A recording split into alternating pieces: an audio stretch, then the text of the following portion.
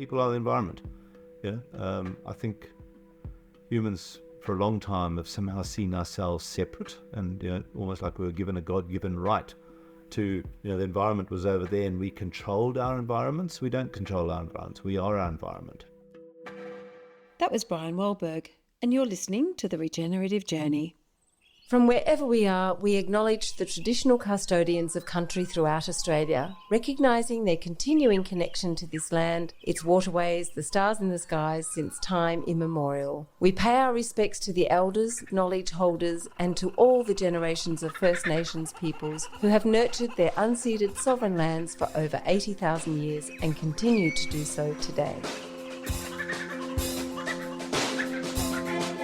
G'day, I'm your host Charlie Arnott, an 8th generational Australian regenerative farmer. And in this podcast series, I'll be diving deep and exploring my guests' unique perspectives on the world so you can apply their experience and knowledge to cultivate your own transition to a more regenerative way of life.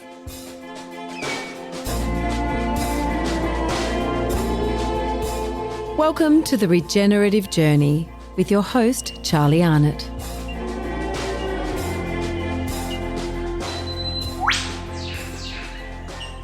G'day, welcome back to The Regenerative Journey and welcome to our interview with Brian Wehlburg. Brian is one of the most prolific holistic management facilitators and educators in Australia. I tend to always run into Brian at airports. It seems to be a bit of a thing, but he is always on the go, running courses across Australia pretty much. It feels like 24/7. Brian and I did a virtual interview this time, as Brian is very hard to track down. I've been trying to do it for some years, and we thought the best thing to do was to just jump on a virtual.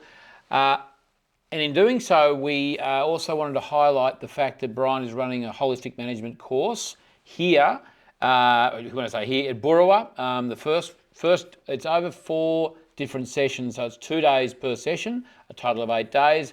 Brian does get into this, into the nitty-gritty of what you'll actually do and how that all works within the interview, so hang on to your ears and listen up. He'll tell you all about it.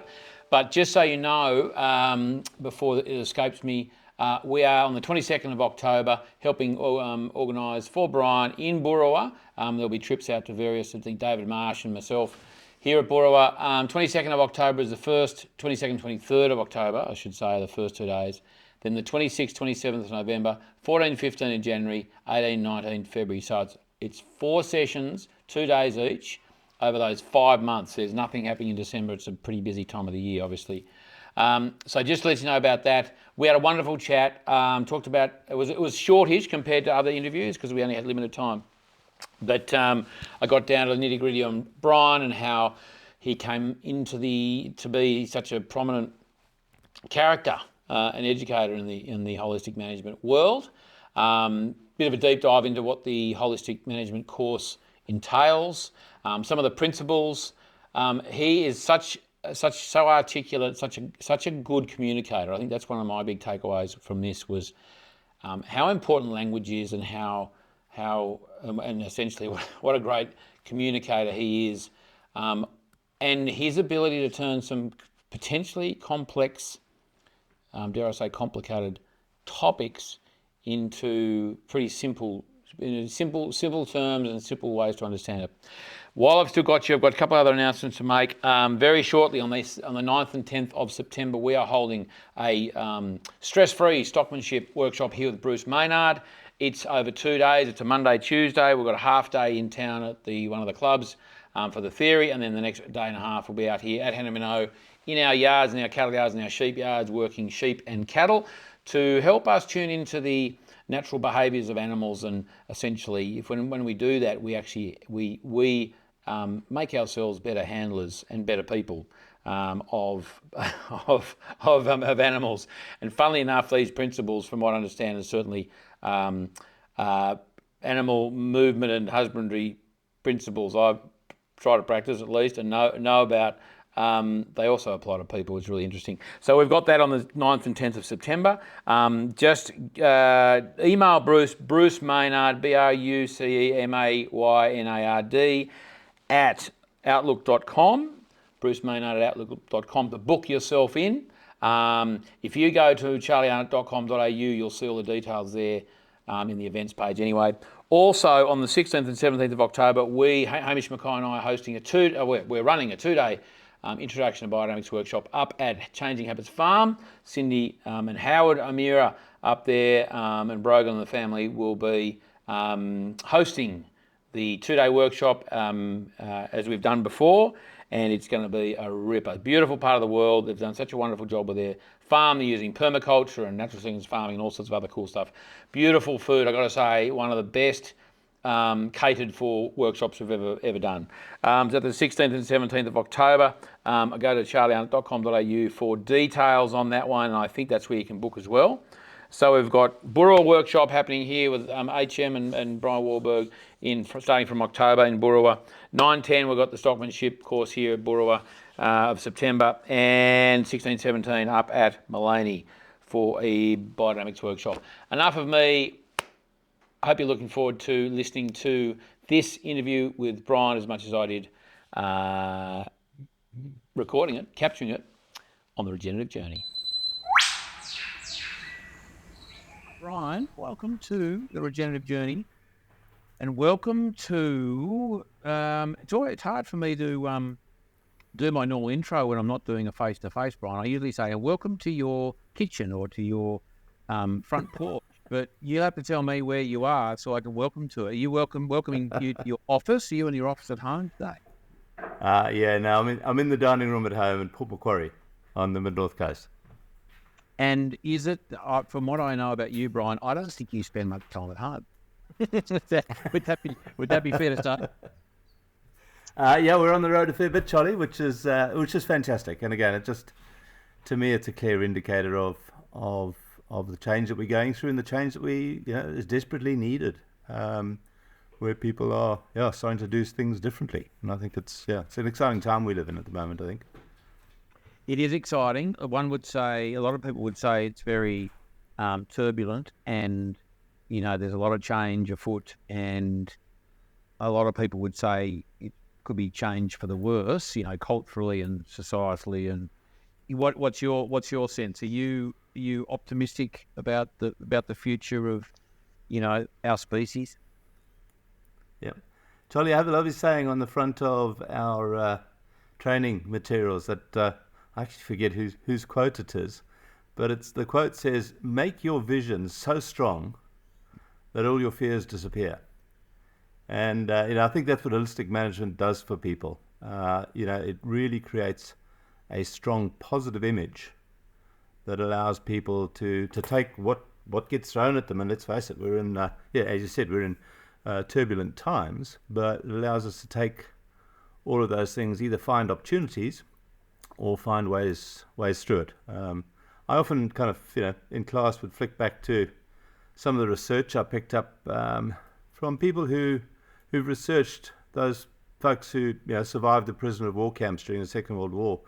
And whether it was the Japanese or the German, whoever it was, they looked at the people who managed to literally wend their way through all the terrible things that happened and come out the other end. And the research constantly shows that it wasn't the smartest or the dumbest or the quickest or the biggest or the smallest that actually managed to manipulate through all the terrible things that were thrown at them. Obviously, there's a bit of luck involved, but it was the people who had the vision. People who had the vision that, what was it going to be like to walk over those gates for the last time. Mm-hmm. And I think that's such a huge component of the human species, that if we can have really clear vision and if it's really positive, people eventually do the impossible. And so, I think holistic management helps people create that really positive vision for themselves, their families, their communities, their businesses. And then, it's all positive stuff. So you take whatever comes, and how can you either use it to move forward to what you really want, or take measures to work your way around it. So I maybe that's part of my positivity is having a really clear vision of what I want the world to be like for myself and for my children and for my community. Well, Brian, I know what I know about you. We often, whenever we talk or see each other, we joke that we only ever see each other in airports. because that's what it was like for a couple of occasions. But I know you're constantly travelling, constantly doing workshops. And so apart from commending you for doing that, you clearly do that because you're very purposeful doing that. And I don't doubt it's because you think that, or somewhat, it's going to be, you're helping to make a positive change.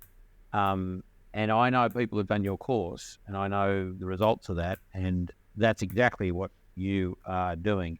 This does start to sound like a bit of a let's pump Brian's tires up a bit, but I think it's only fair. It's only fair to say that the amount of work you put in, and helping people is absolutely showing, because I know countless people who've done the course, and when I just travels and talking to people and saying, they say they're doing an HM course, and I say, oh, is Brian running that? Oh yeah, Brian. It's like Brian's running every single course there is under the sun.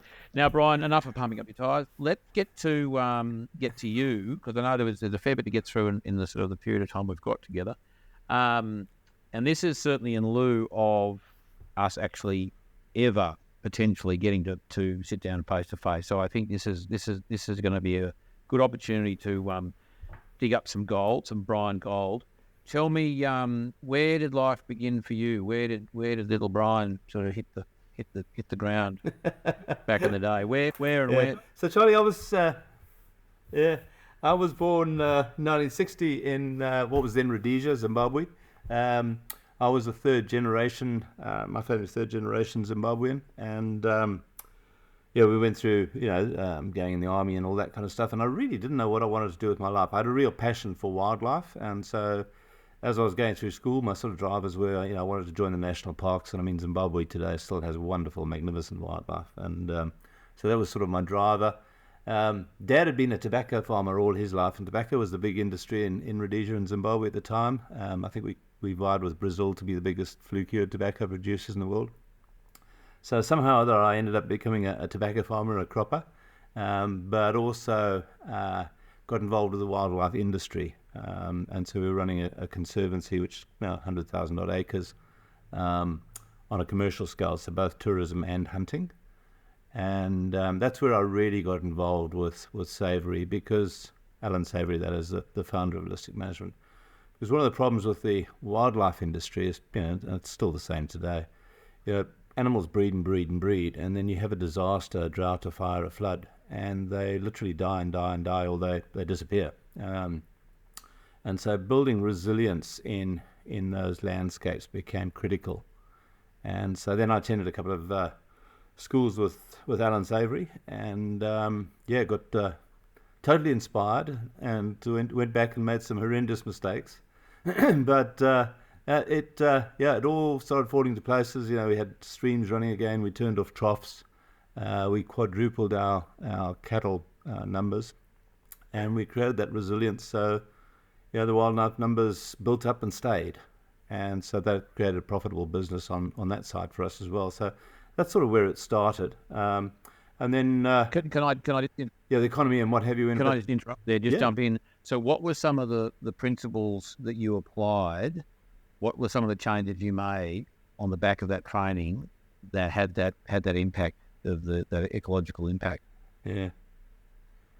I sometimes wonder if I should actually even talk about that. Charlie, we ended up with just over 10,400 paddocks, and we moved our animals somewhere between 40 and 80 times a day. Wow. So I mean, we were packing them like sardines. And how did you? And the boundaries of those paddocks, were they a physical or wire boundary? They were. So single wire, semi-permanent. So again, there's a story to that. I started off just because it was fairly wooded, timbered country, and so I started off with just knocking those little insulators, plastic insulators, into the bases of the trees, and then threading and making these long laneways, 1.4 k's long and roughly 50 meters wide, but it just depended where the trees were. So it could be 70 meters, it could be sort of 30 meters. But the story was, literally after the first year, a lot of those insulators popped off because the tree grew So that was quite interesting. So then I went to those little round bobbins with a 2-inch nail. Yeah. And lo and behold, after a year or two, the bobbins popped off because the tree grew. So I ended up having to put a washer Damn those trees. on the nail. Yep. Yep, a washer on the nail for the bobbin.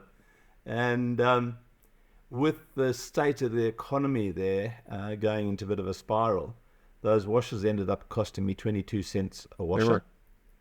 And so I'm sure it's probably illegal. I went along to the banks and got bags of 1 cent coins and knocked a hole in them, and then used them to secure the bobbins to the trees. And I had this kind of vision in 100 years' time, some scientists kind of delving in the deepest, darkest Africa, and with their little measuring devices and coming up with these.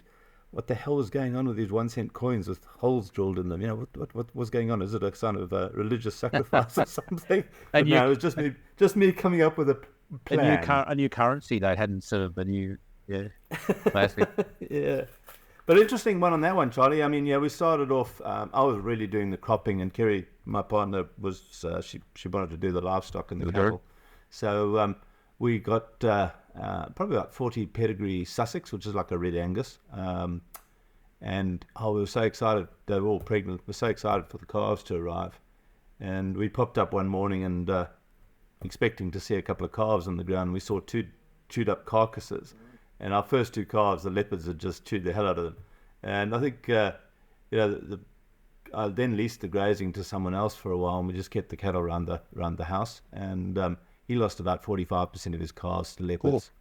Cool. But the minute we started bunching those animals, virtually we had no losses whatsoever. I'd go down in the morning, and you'd see the leopard footprints along the edge of just a single electric wire. Yeah. And leopard could jump 3 meters over the fence or crawl underneath it. It wasn't a barrier, but because those animals were so tightly bunched, literally the only time we lost any animals once we had started planned grazing, holistic planned grazing, was when those and invariably it was a Brahmin. They'd jump the fence and go and have a calf in the bush somewhere, and you'd find skin and bones. So that was another huge positive for us, was the drop in predation. And of course theft as well. Having all the animals together like that, they were easy to watch over in the country as it was. What numbers? What numbers are you talking about there when you bunch them up? Yeah, so we started off with 183 cows. We ended up with 650. And again, we started off, I think in the beginning we were feeding about 2.5 kgs of, in those days we could feed chicken litter. So we were feeding chicken litter as a form of protein. Very good. So we started off with 183 head, and we were feeding 2.5 kgs a day of feed. And we ended up with 650 head, and I think we were feeding 150 grams, just a mineral supplement. But literally the water costs had disappeared, the tick problems had disappeared, the predation problems had disappeared. So it was a big impact in terms of labour, but in a country where labour was plentiful. It was a very easy thing to do, and to quadruple your numbers like that was astounding. And I always say, should I mention that in Australia? But I mean, we've got people moving a couple of thousand head every single day, building temporary paddocks every single day, and most of them record better time management. I mean, you would know, it's so easy once those animals get into that routine of moving. It's just so easy to move them. We talk about mustering animals or moving stock, and I think the general vision in people's mind is a lot of yeehaw and dust and dogs and God knows what. But literally, once you've bunched your animals, it just becomes, it's a pleasure. It's a pleasure. It's the best part of the day. I was going to say, it really needs to be a pleasure, doesn't it? Otherwise, it becomes a chore. You head out there, you're a bit cranky, you're anticipating not good things. They pick up on that. They take off. Busted everything. So what was it? What was it about apart from the reduced predation? What were those animals, because they were bunched up? What were they doing? They're running in reasonably narrow areas. 20 to 40 times a day. That's like every half an hour or more, I guess, unless it's Yeah. So somewhere between 10 and 30 minutes a move. Wow. So literally, I mean, they're in a 50 by 20 square. And, just watching the animals, as soon as the animals' heads came up, literally it was time to move. So, really watching the animals. And again, I always say to folks, when you start managing your animals holistically and starting using animal impact and density as a positive tool, you're driving a Ferrari. And you're not, the old Morris has been put in the shed. You're driving a Ferrari, and you have to have the skills and the knowledge to drive, that kind of machine. And it is that, your herd of animals suddenly becomes a really powerful machine for improving environments, making rivers flow again, putting carbon back in the soil, all those positive things that we're trying to do. We're taking control of the steering wheel. And, animals are not like the tractor. You can go and park them in the garage and turn the key off. Your cows and sheep are out there 24 hours a day doing stuff. And either they're doing good stuff for the environment or they're doing bad stuff. I always relate it to a hammer. You can use a hammer to build a house, or you can use a hammer to smash a house down.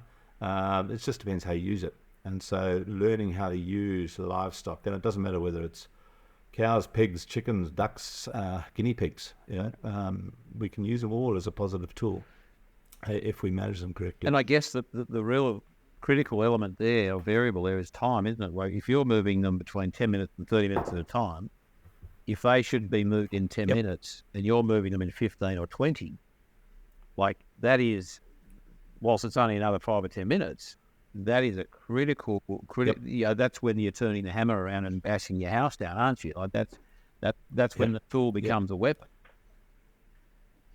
Absolutely. So if you're 10 minutes late and you're moving 40 times a day, there's 400 minutes.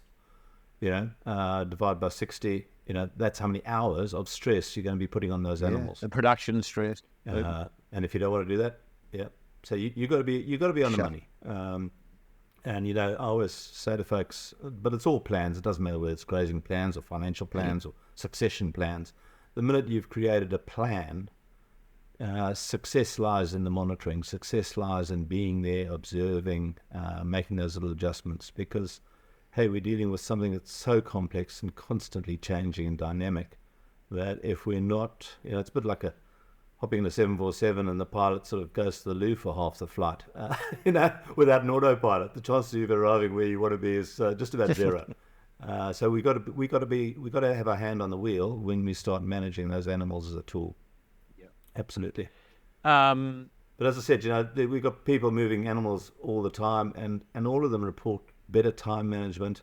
They would have filled the Toyota with diesel, gone and spent 10 hours, and they would have checked 30 waters, and they might have seen 5% of their animals.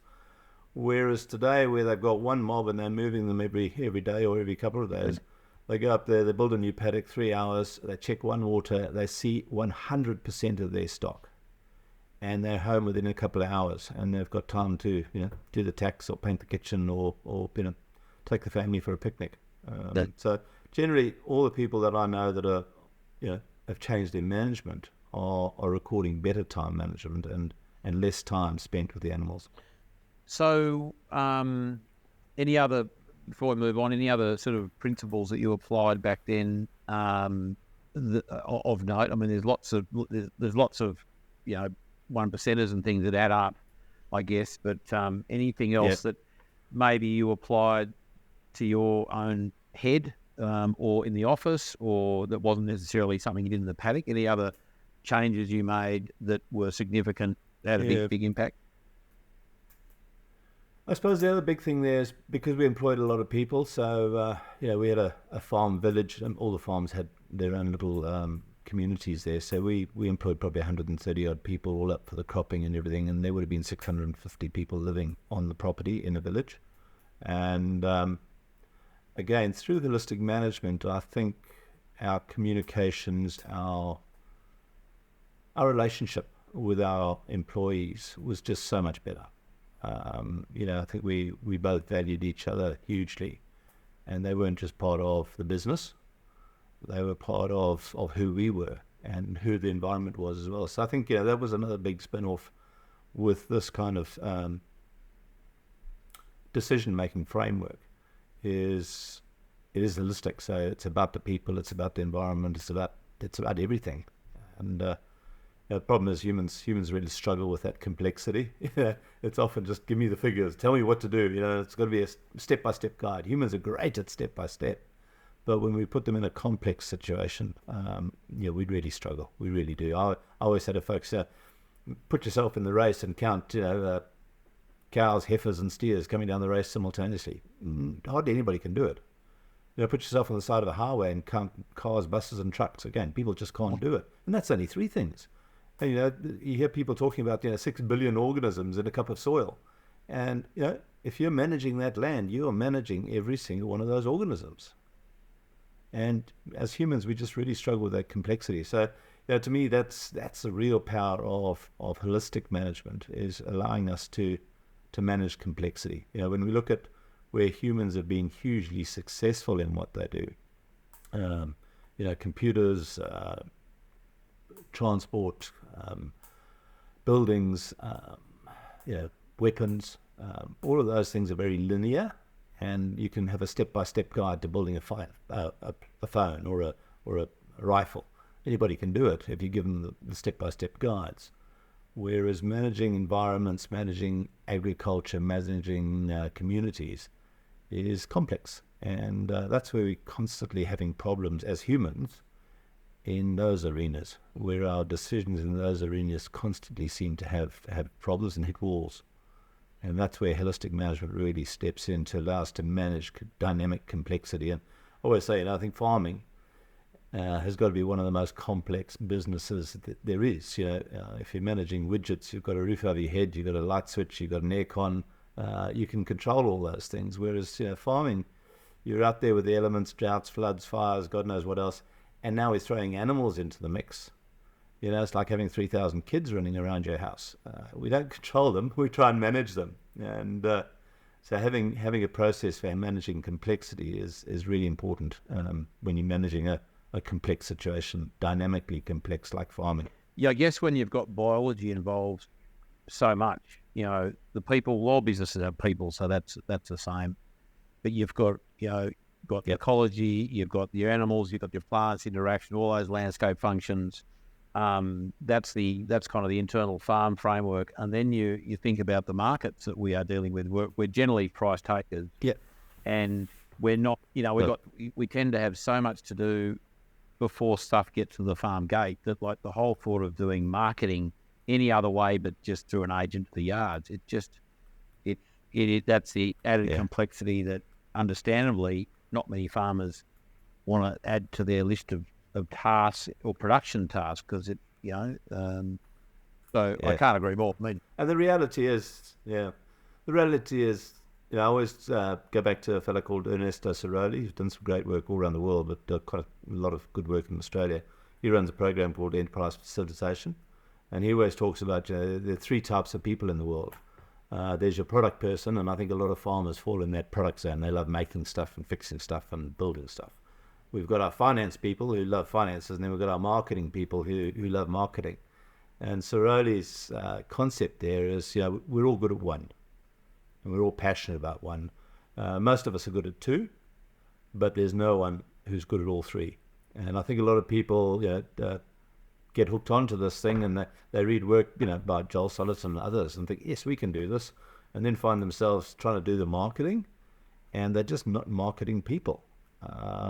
So again, having good communications and having good community around you, which again is a key concept of managing holistically, being able to connect with the people around you, being able to find those people who do like marketing, or maybe finding the people who do like finances. If you feel finances isn't your gig, rather find someone that you trust, that you're okay with, to do it for you. You still have to have an idea, because you're the one making decisions and spending the money. But take that onerous stuff away from you to help you have a better life, and spend more time doing the stuff that you really like doing. So let's acknowledge we're not good at all of them, but if you want to find people who can fill that gap for you, good communications, being trustworthy, all those things are essential. Yeah. And again, that comes through, I believe, with holistic management. Yeah, I think outsourcing your weaknesses is a good thing. Like that they often say, play to your strengths and work on your strength. Because that comes naturally, and the effort you'd have to put into improving your weaknesses could be better spent somewhere else, and you might as well just pay someone else.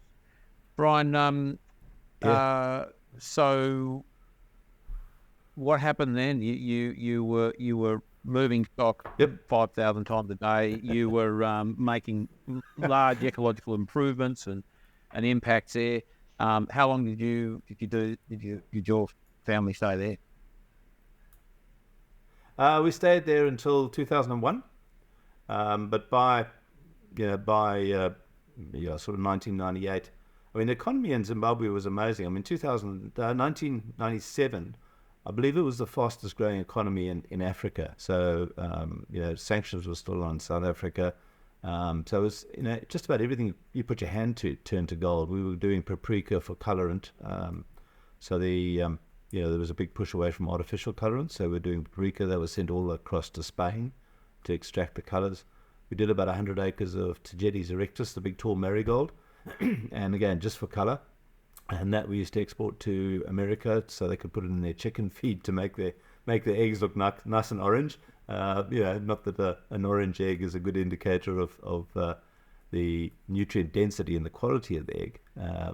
But yeah, just about everything we touched was pretty good. And then sadly there was just a collapse with the government really. And so I came across to a conference in New Zealand, I think in 1999.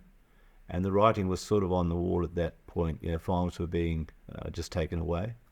And so we came across to New Zealand for a conference, and then I came up having a look in Queensland, all the way up the coast looking for Queensland. Went and had a chat to Terry McClusker at the time, and sort of see if he had a job for me.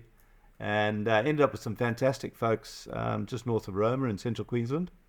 And I think they were actually looking for a bulldozer driver, but I'd never driven a bulldozer. But anyway, they offered me a job.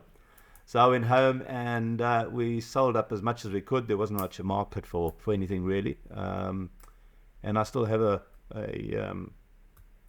title deed to a farm that sort of no longer exists anymore. But for us it was just a fantastic move. I mean, coming to Australia was literally the best decision I think we've ever made. So we ended up in central Queensland, a fantastic community, highly productive country.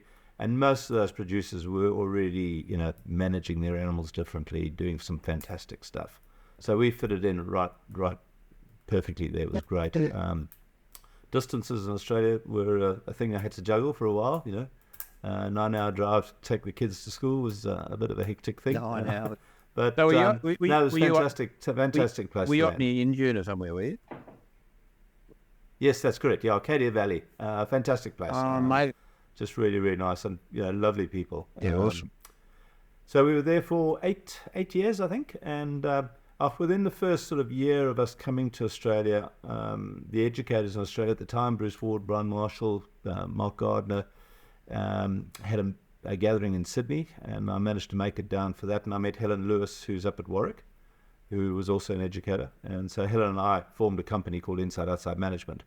And that's the company we run today. So I think we started our first course in 2002 in Queensland down at Glenmorgan, and we used to co-teach, and we used to get other educators in. Brian Marshall came in, Jason Virtue, so a lot of the other educators came in, and so we started building that as a side. And again, the people we worked with were fantastic in letting me take that time off to go and run training courses. It wasn't as hectic to this today, but they were just really fantastic folks to work for.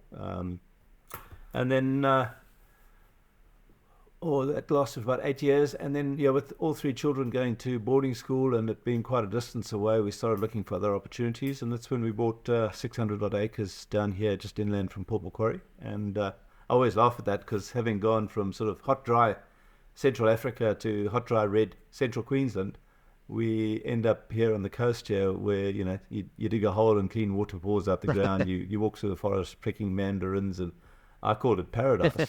And then I discovered ticks and leeches and copper deficiencies and all those other things that every environment has its ups and downs. You just got to learn to manage them. But So we ran the property here. We did grass-fed beef, pastured pork, and eggs, and did farmers markets, did box beef into Sydney, Brisbane, and a few other places. But again, really stormed on with the training, and I can't quite remember what the date was, but through Ian Chapman, who is an educator but also worked at TAFE, we got holistic management into the TAFE system in New South Wales. Wow.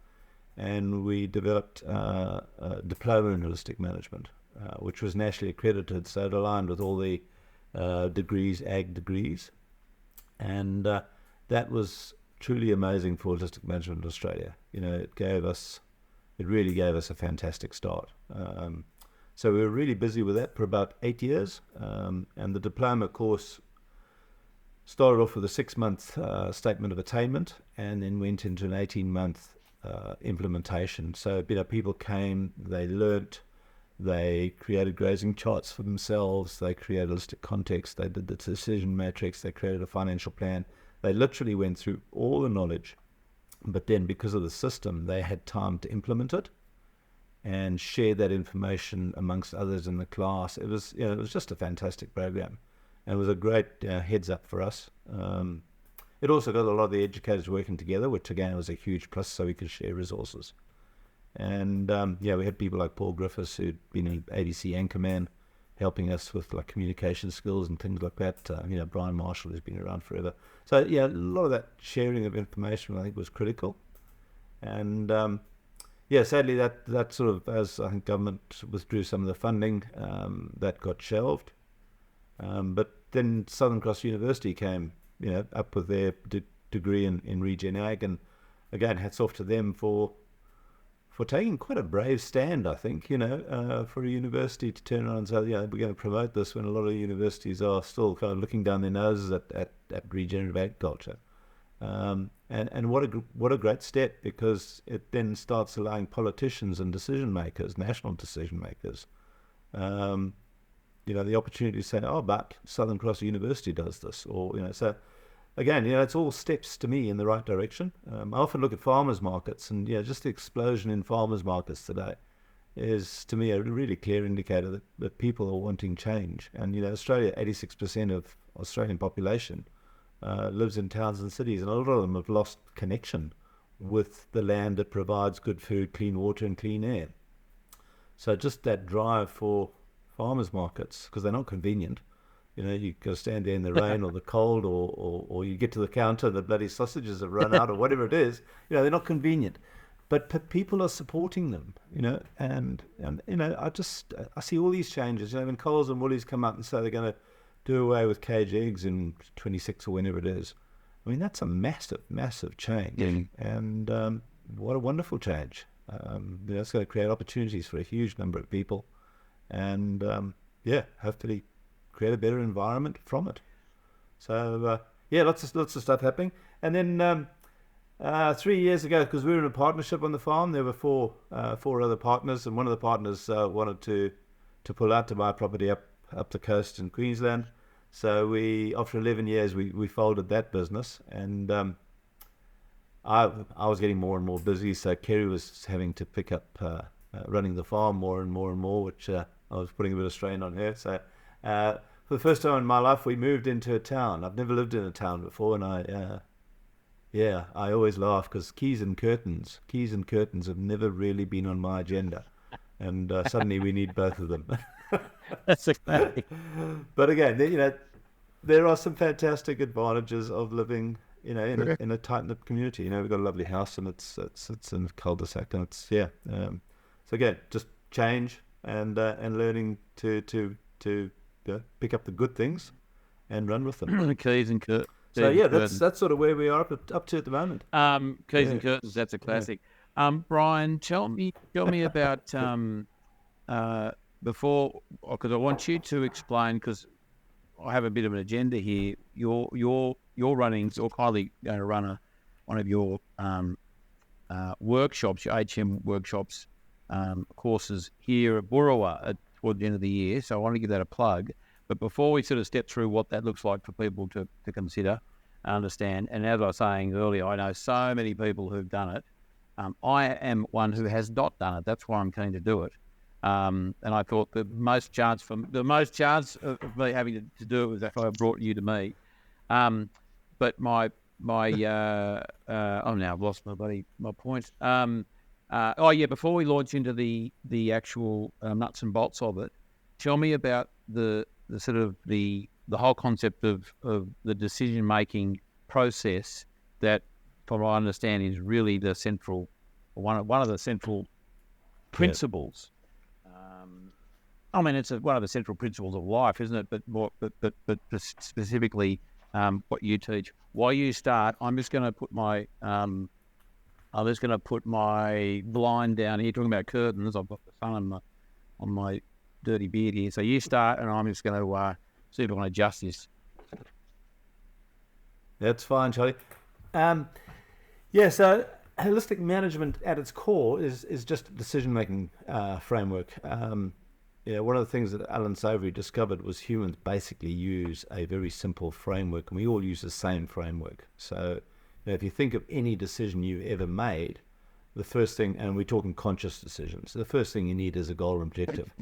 So the very simple framework starts with a goal or objective. Feed myself breakfast, get myself to town, go and move the sheep, get the animals to the yards, whatever that goal or objective is. And then we use our past experience, expert knowledge, and we gather information to substantiate that goal or objective. And so that's a simple framework we always use. And as I said, it's been fantastic in linear management, like building a watch, like building a car, like making stuff. However, when we manage stuff, when we manage environments, manage people, because it's dynamic and it's complex, that step-by-step approach is constantly failing us.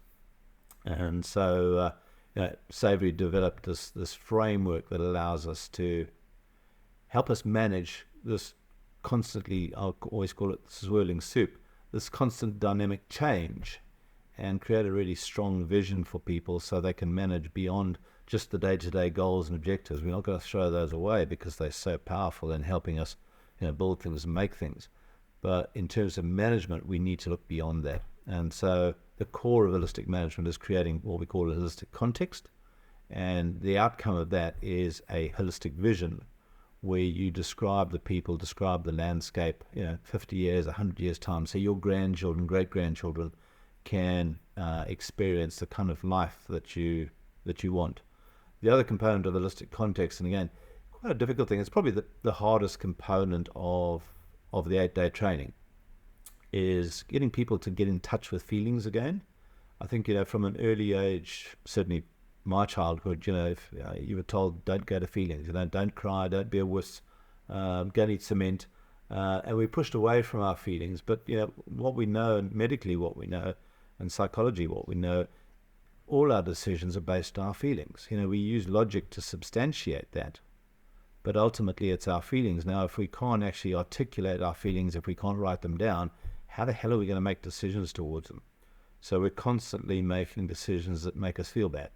Not all the time. I mean, we can be amazingly successful, but when we're managing complex things like environments, like communities, where it's constant, we've got to have something beyond goals and objectives. And so that's the power of holistic management. Part of that vision is the environment. How's the environment got to be if it's going to support this kind of lifestyle? And get people to describe the creeks, describe your paddocks, describe the soils, and create that deep connection with the environment, because ultimately nothing exists without that environment being healthy. We couldn't have a government, we couldn't have an orchestra, literally we couldn't have a church if the environment isn't healthy. So let's describe how that environment's got to be in terms of health, and then start making decisions towards that. And again, so we developed a little framework that allows us to sift through all the options, because there are always options, but sift through those options to move us in that direction. So that's the framework side. And from the environmental side came some key holistic outcomes, should I say. The first one, and I think probably the most powerful one, and I just wish all countries in the world would acknowledge the concept of brittleness. And brittleness is atmospheric humidity at soil surface, because it's so critical all life requires moisture. And if there's no moisture, their life doesn't exist. And so biology doesn't function without that atmospheric humidity at soil surface. And for large parts of the globe, probably 2/3 of the globe, there are periods of aridity where there is no moisture. And so what does life do? Life either goes into the soil, where hopefully there's soil moisture, or it retreats into the stomachs of animals where there's moisture. And I often say to folks, where's this perfect place in the world where the temperature's constantly the same, the humidity's perfect, no fluctuations? Where's this perfect place in the world? And people say, Hawaii or the Congo or Darwin, North. It's always 35 degrees in Darwin. They'll all come up with these places, and I say, no, it isn't. It's in the stomach of a ruminant. It doesn't matter if it's in the Arctic Circle or it's in the middle of the Sahara. That environment in the stomach of a ruminant is just perfect, and it remains constant. And so that allows biology and biological processes to continue to function when atmospheric humidity is so low that outside of those areas, biology doesn't happen. So that was one of the key outcomes, we call them key insights, of Savory's thinking. The other one was a fellow called Jan Christian Smuts, who was a soldier statesman in the Great War. And he wrote a book in 1927 called Holism and Evolution. And I think he's the guy who really brought this word holistic back into our vocab. It comes from the Greek word holos, meaning all-encompassing. But you look at things, and one of the examples I use in class is water. It's hydrogen and oxygen, virtually. And if we look at hydrogen and oxygen in isolation, they have completely different properties to water. They're gas, they're colorless, they're odorless, they're either combustible or explosive. If we tried to manage water with that shore knowledge as a background, how would we manage water? You certainly wouldn't walk around with a glass without a lid on it, because it would float away. The last thing you'd do is pour water onto a fire, because you'd die. So Smuts brought back this concept of, we need to look big picture. We need to look at whole functioning families, whole functioning farms, whole functioning countries, whole functioning systems. And today I think we're starting to appreciate it more and more, especially with global climate change and carbon. It doesn't matter who's putting it up there, it's going to impact us all. And so we're all connected at the end of the day. So that work of Smuts really got us thinking. A lot of farmers think their farm boundary, their barbed wire is a boundary, is somehow a barrier. And again, we all know, birds fly over it. Your cows and sheep sometimes go through it. But where do your kids go to school? Where do you get supplies from? It's not a boundary. There are no boundaries. And so we need to learn to live with this concept that everything's connected. So that's, again, one of the key thinkings that come out through the holistic management training, is this concept of holism and the fact that we are all connected. So those are just a couple of the key indicators from the training. And then, of course, as I said, we look seriously at the decision making. And then from all of that come some processes. And again, I always push away from the word system, because I often find systems are fairly rigid, and they have rules and laws, and they have inputs and outputs. Whereas if you're literally in this swirling soup of environment, the last thing you want is something rigid, because they'll fail. And when we look at systems, how many agricultural systems have we had? How many grazing systems have we had? And they literally will all fail. We have to become process orientated. So looking at the ecosystem processes, the water cycle, the mineral cycle, the energy flow, etc., and using that concept of processes, help develop things like the holistic grazing planning process. And once again, it is a process. And from that, there's been a lot of similar sort of things that have developed from ultra high density MIG management, intensive grazing. What was the other one? AMP. Adaptive management planning. That's it. I heard that one recently. Yeah. So lots of them. Yeah, and they all basically stem from Savory's work. And on the grazing planning side, it's quite interesting because Alan had come up with these ideas and was going around the world seeing farmers, some farmers doing amazing stuff for their soils, for their land, for biology, for biodiversity, but then financially going broke, or socially, families disintegrating, or social problems. And so he started looking and saying, well, it's just not about just changing the way we manage our livestock, etc. We need to look at how we actually make decisions. And so he was going around the world looking for frameworks, processes that manage complexity. And he actually came up with it, being a military background himself, came up with the ideas from Sandhurst Military Academy in the UK. And they had developed over 100 odd years ago this process called an aid memoir, which allowed fairly simple soldiers in stressful battle conditions to make decisions. And it was a nice step-by-step guide. So all Savory did, well, let's say all, but what he did was he took that military aid and adapted it to grazing management. So, obviously in the military situation, you want that decision to be made literally within seconds, otherwise you died. In the livestock planning, we've got weeks, months, and sometimes even years for that planning process to happen. So it's had 150 odd years of testing in battlefield conditions, and now the process has been out in the grazing landscape for probably 50, 60 years, and I've never come across it failing. People fail to do it, and for various reasons, but the actual planning process it doesn't fail. Yeah. And there's stacks of science now backing that up, and I think we're finding, especially with the carbon people coming on board, that people who are managing their environments holistically and using their livestock as a positive tool, absolutely, we sequester carbon. And that's how they. We've had grazing animals and plants on this planet for 300 million years. I believe life started about 800 million years with sponges and algae. I don't quite know how you call a sponge an animal, but anyway, apparently it's an animal. But animals as we know it today have been out there for 300 million years, and they've evolved with those plants.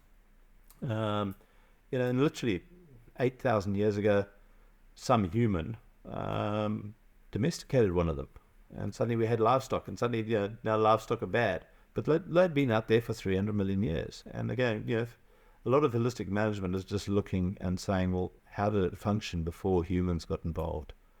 And I know David Marshall always says, get the humans out the way, step back, and let nature do what nature does best. And so a lot of the holistic thinking comes with that as a background. Let's observe nature and see how it functions, and can we mimic it? Brian, back to back to the beginning of that sort of decision making process. The idea of creating a vision, and what do you see, and how will you what will your grandchildren sort of see and inherit and so on. It's really, I guess, in some way, it's about manifesting, isn't it? Like you're literally you're not prescribing it, so that's the wrong word, but you are visualizing. And I was doing some reading on this morning. You're visualizing and you're making it real in your mind, which in turn, over time, with the right focus and the right, this book was talking about being on the right radio station, referring to sort of frequency and resonance and so on, and being on a higher plane of consciousness and frequency, but to start by the using one's imagination, seeing it in your mind, writing it down, sharing it with people. It makes so much sense, doesn't it? Yeah, and having just wound up on the Olympics, self-visualization is such a huge component of sport today. Where people visualize what success looks like, visualize what that ball looks like going through the post, visualize what that perfect dive, off the 5-meter board is. They've got that running around in their brain, and it becomes reality. I always jokingly say to someone, in class, imagine walking along the pavement and someone bumps into you and says, "Oh, you're an idiot." Most people tend to react, and we'd turn around and say, "Well, you're an idiot. You bumped into me." But if you were walking around with that real powerful vision in your head of how you wanted your community to be, connected, supportive, caring, considerate, if you were walking around with that vision in your head and you were walking down the street and someone bumped into you and said, "Oh, you're an idiot," how do you now react? You'd react completely differently. You'd probably say, "Are you okay? I'm sorry, can I help you?" What's going to take you towards what you really want? And so often we just react. And, once you've got a really clear vision and it's 100% what you want, the chances are you'll start making decisions towards that. But again, it has to be holistic, it has to include the environment. So, we often see missions statements and visions and what have you on, bank walls and places like that. Most of the time, I think they're done for advertising. We'll do our best for our clients and blah, blah, blah. But, so a holistic context is very different to those, because it really captures feelings and values. And then from that, we create how the environment's got to be. And people are the environment. I think humans for a long time have somehow seen ourselves separate, and almost like we were given a God-given right to, the environment was over there and we controlled our environments. We don't control our environments. We are our environment. And I think holistic management really gets people comfortable with that idea that we are our environment. I know when I went to school, the knowledge was that nothing lived in the human stomach because it was too acid. And I mean, that's not that long ago. And I mean, today we understand that without all that biology, living organisms inside our stomach, we wouldn't exist. They tell me there's 1,000 bacteria herding all over every square inch of my skin, eating dead cells and sucking up oils and what have you. And again, without those things, life would be a bit miserable. Always refer back to the fellow who wrote the book, and he says, by way of thanks, they give you body odor. But we are our environment. And I think somehow or other we've got to get that through to humans, because for ages now we've been told, the environment's over there, it's a resource for us to manage. And it's about managing ourselves. You trash the environment, you're trashing yourself, you're trashing the environment, your kids, your community. We don't exist without a good environment. Well, they say we're the only species that shits in its own nest. Like that.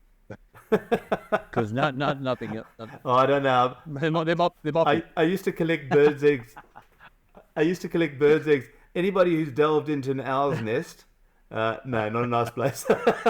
Brian, I want to talk about the people aspect of it, because, in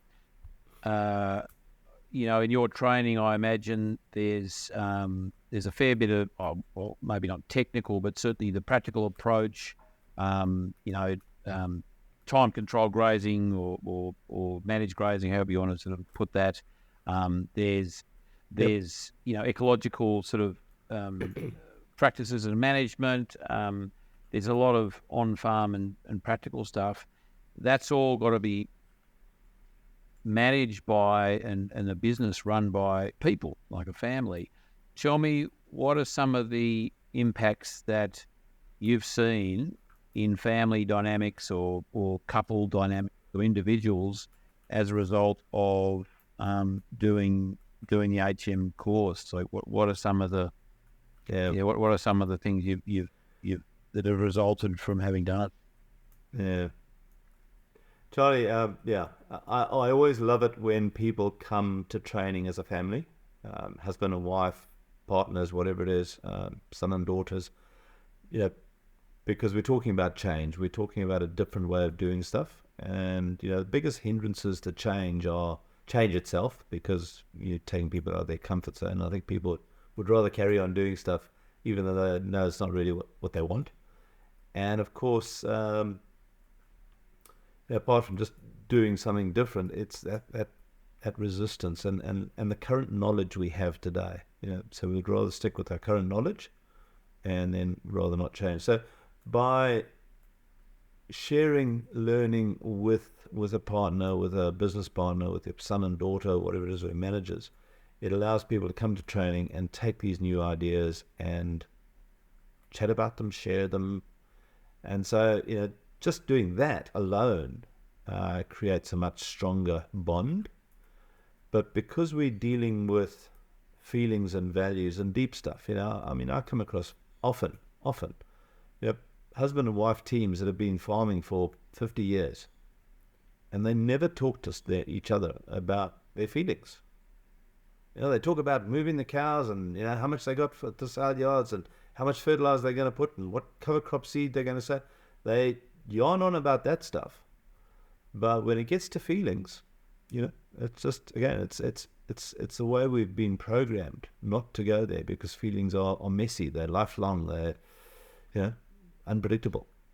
So I think for a lot of people, just being able to communicate around feelings and values with their partner, the person closest to them in life, and be open and honest. And I just see people soaring, literally. I see those relationships just taking off. I think in all the years, had one relationship that I know of that went the other way. Having delved deep into feelings and values, they just said, no, this partnership's not going to work. And again, hats off to them, because they went off and created good lives for themselves. But 99% of the time, people go away with a deeper connection with themselves, with their communities, with their employees, their partners, because we get them to delve into feelings and values, because ultimately it's feelings and values that drives the decision making. I often refer to some of the data on, and particularly car salesmen.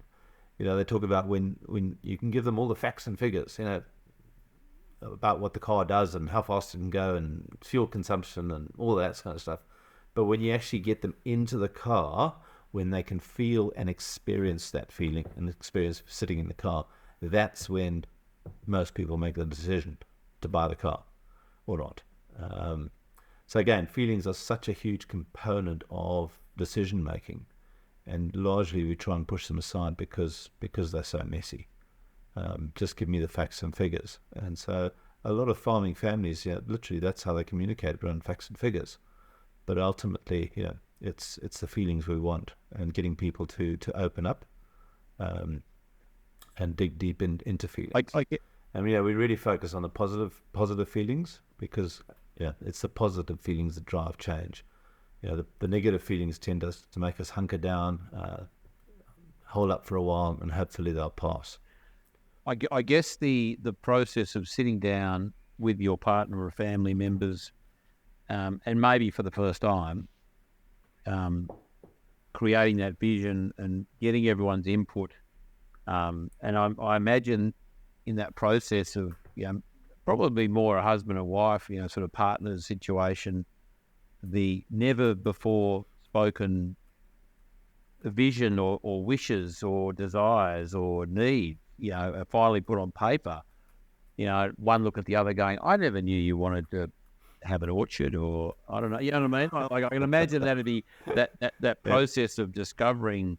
It is a process of discovery in a partnership of probably the things, as you say, never been spoken, never come up, never thought were important, and to actually articulate it and then document, capture that for its use to then guide the future of that business and the family's story, the family's journey would be really powerful. And pretty, is it sometimes, I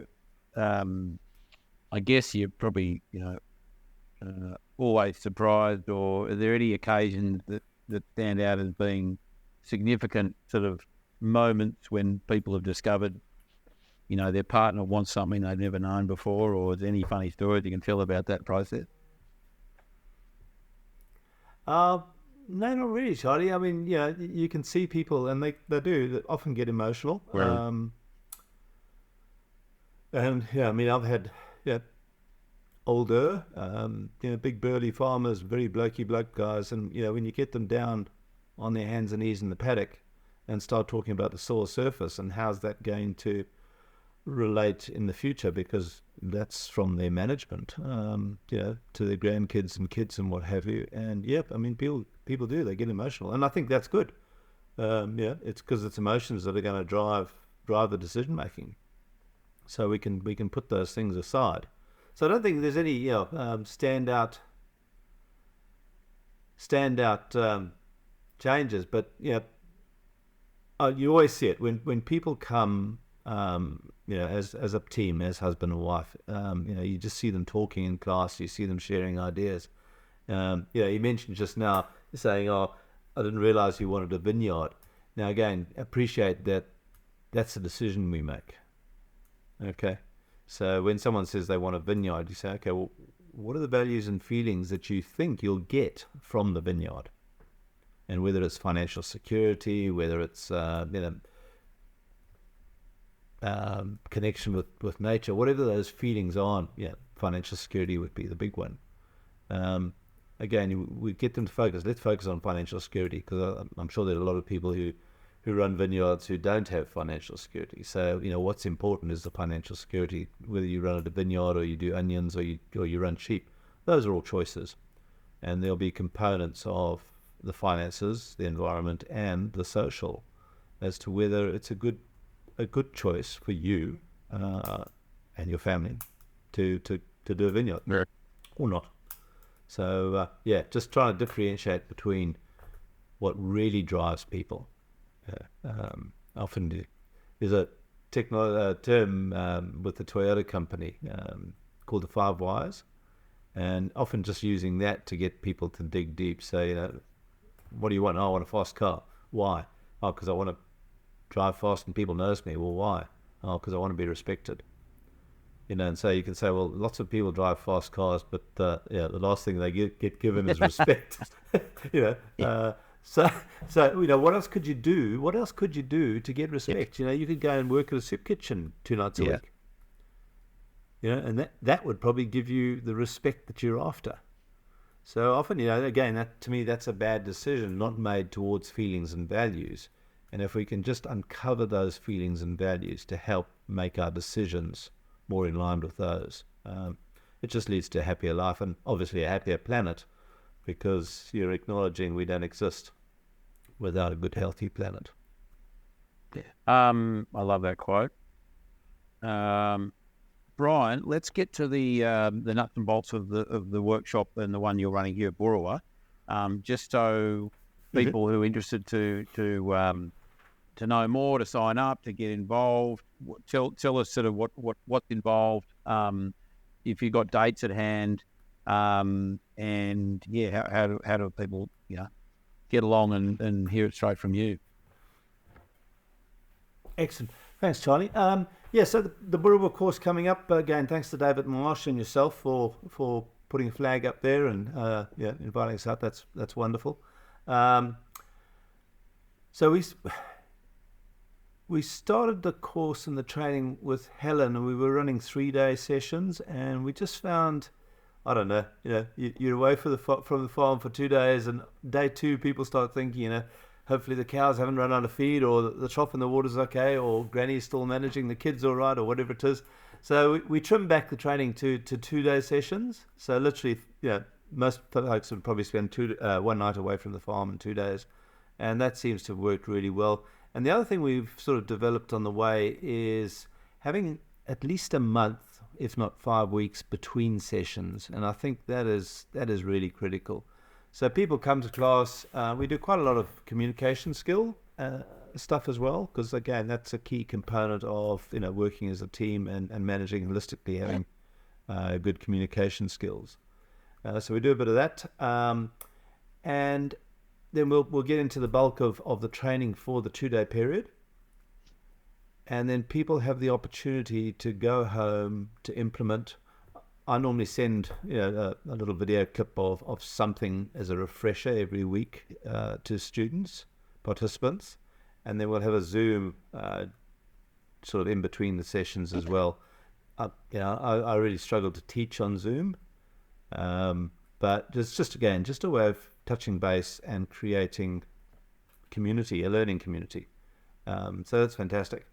But really importantly, when we come back together for the following sessions, we'll spend an hour, sometimes 2 hours, just getting feedback from everybody on what have they seen, what have they changed, what have they learned, what have they developed, and just really capturing those experiences, because I believe that's where the real learning happens. Once we appreciate that every farm's different, every person's different, everybody's finances are different, everybody's animals are different, everybody's knowledge is different.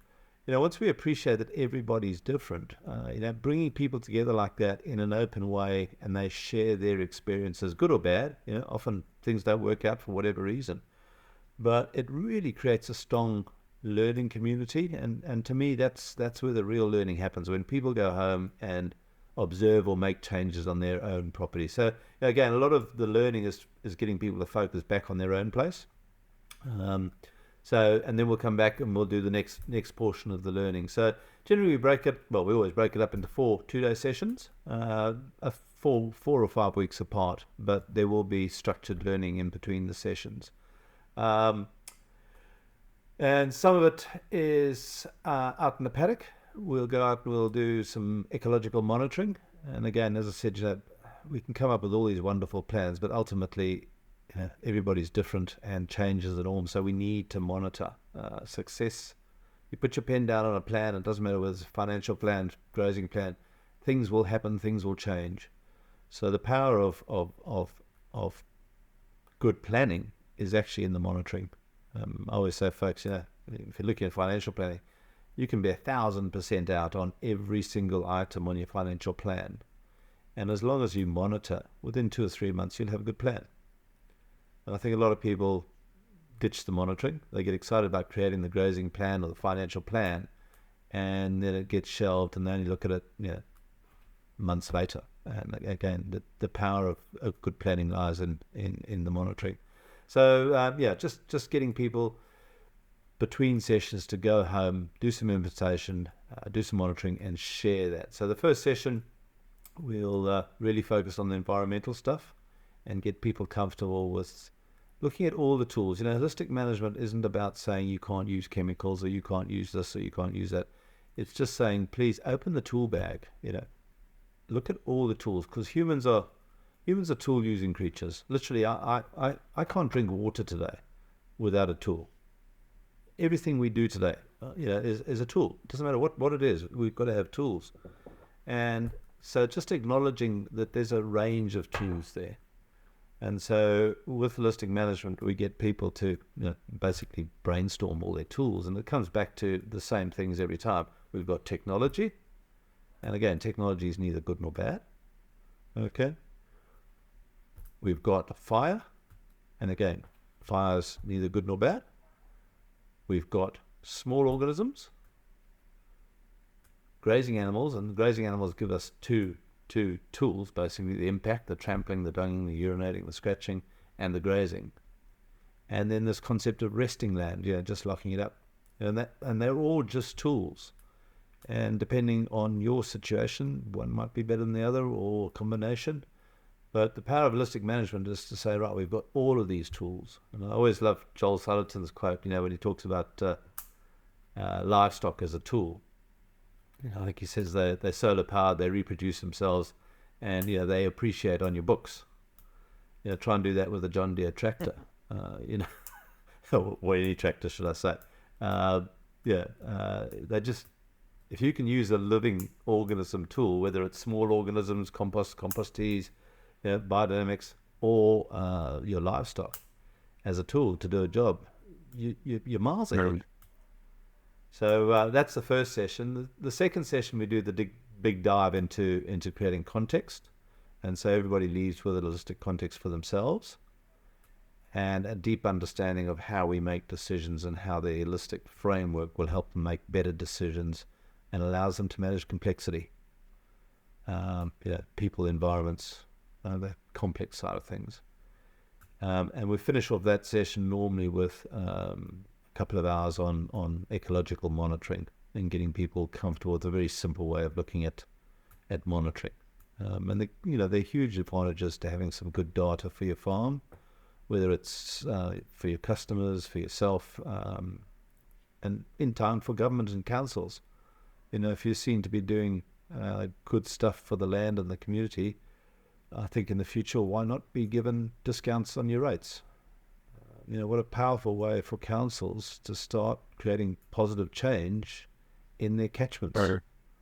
So if your infiltration rates are improving, if you're sequestering more carbon in your soils, let's give people credit for that. So we'll finish off that. And then session 3, we spend literally a full 2 days going through the planning process for grazing, so holistic planned grazing. And we'll do a couple of case studies, and then people should all leave with the start, if it's appropriate. I mean, we have lots of people coming to classes who don't have livestock, are more focused on the decision making. So if it's appropriate, they will leave with a start of a grazing chart for their property for whatever time of the year and the season we're looking at. And then the last component, last 2 days, we look principally at financial planning.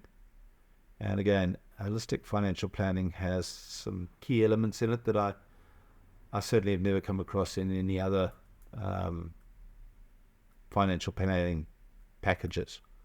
And turning that formula up, I always throw it out at people and say, how do we, what's the process for financial planning? And everybody says, we go out in the market and we assess the market, and then, we look at the income, whether it's garlic, whether it's onions, we'll go out, how much garlic can we sell? What's the market for garlic? What are people prepared to pay? And then, how much garlic can we grow? And we get the income figure. So in terms of financial planning, generally the first thing everybody does is work out what sort of income from the enterprise is available. And then once we've got that pegged, we can go out and say, well, okay, we're going to grow X number of acres of garlic.